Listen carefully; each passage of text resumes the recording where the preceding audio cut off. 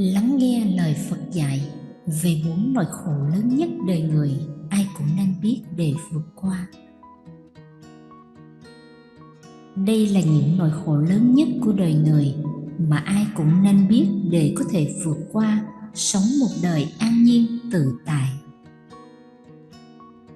Đức Phật từng dạy, đạo không nằm ở trên bầu trời, đạo nằm trong tim.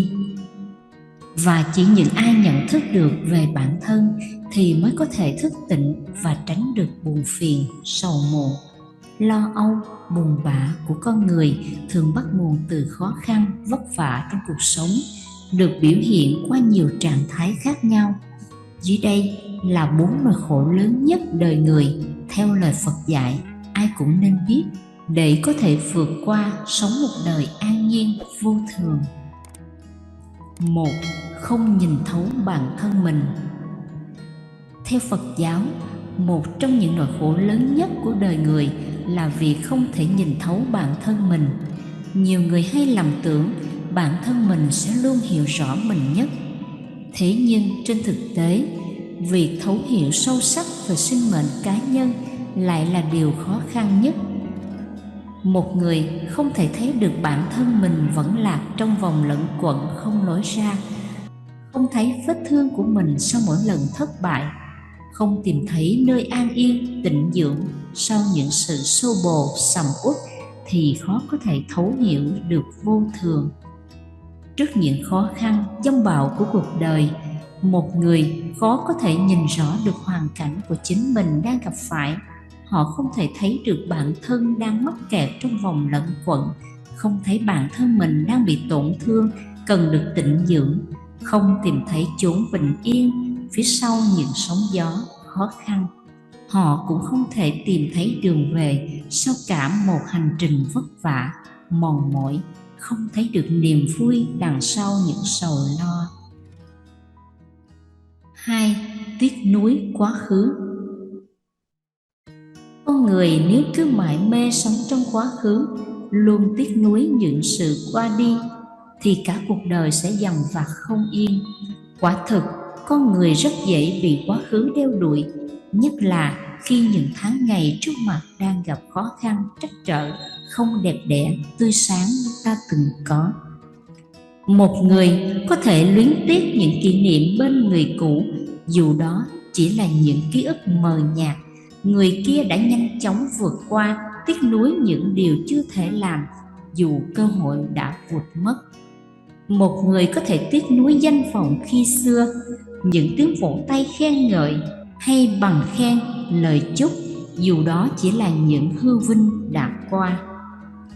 Ngày hôm nay là chuyện đã rồi, dù có nhớ lại cũng chẳng thể đổi thay được điều gì.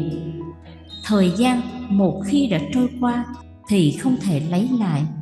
Cơ hội đã vụt mất thì khó có thể đến được lần hai.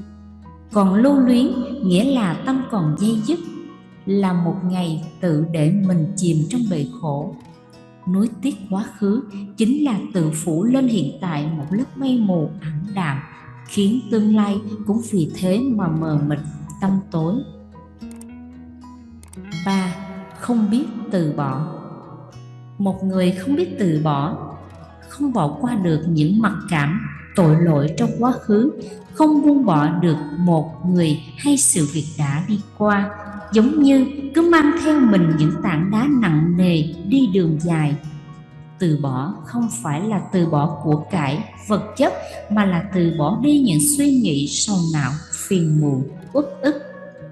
Nếu một người không thể từ bỏ những suy nghĩ, tâm trạng xấu này, lâu dần những suy nghĩ ấy sẽ đầu độc tâm hồn họ, khiến họ mãi mãi chìm trong hố sâu tuyệt vọng, khó có thể tìm được bình yên. Cuộc đời của mỗi người là một căn phòng riêng. Người bi quan sẽ luôn thấy căn phòng tối ôm, còn người u sầu thì chỉ đứng ngoài quan sát mà chẳng bước vào. Bất kỳ ai cũng mang trong mình những nỗi khổ đau riêng không thể so sánh, những nỗi thống khổ khó nói thành lời.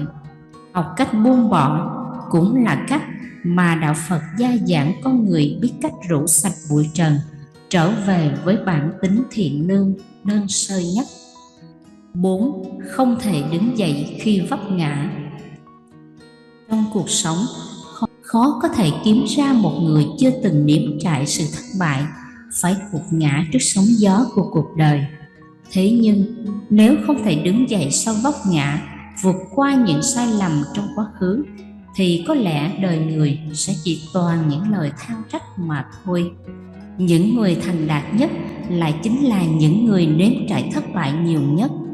Thế nhưng, họ cũng là kẻ biết vực dậy mình tốt nhất sau những lần vấp ngã.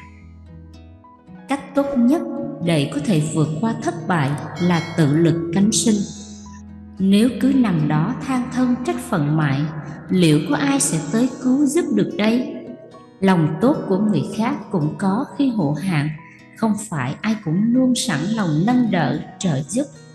Cuộc đời của một người là do chính chúng ta quyết định, con đường do chính ta bước đi. Nếu không thể tự đứng dậy sau những lần thất bại, thì khó có thể hy vọng quãng đường phía trước rộng mở, hứa hẹn.